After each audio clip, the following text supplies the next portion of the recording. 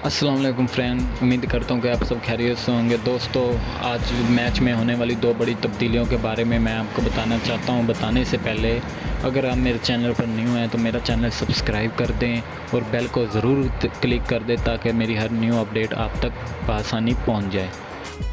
और हाँ जी नाजरीन, बाबर आजम की दो बड़ी तब्दीलियाँ आज के मैच में मैं आपको बताता चलूँ कि जैसा कि आप जानते हैं पाकिस्तान पहला मैच जो इंडिया से जीत चुका था और दूसरा न्यूजीलैंड, जिस तरह तीसरा अफ़गानिस्तान और आज पाकिस्तान का चौथा मैच है जिसमें बाबर आजम ने दो बड़ी तब्दीलियाँ की हैं और वो मैं आपको इसी वीडियो में बताऊँगा। मेरी वीडियो एंड तक ज़रूर देखिएगा। बाबर आजम का कहना है कि तीसरे मैच में अफ़गानिस्तान के साथ जब आसफ़ अली ने बहुत अच्छी तरीके से खेला और अपनी मेहनत और जज्बे के साथ वो पाकिस्तान का मैच हम जीत गए, और इसी तरह चौथे मैच में भी आसफ़ अली को ओपनर किया जाएगा जिस तरह पाकिस्तान ये भी मैच कामयाब हो जाए और जीत जाए।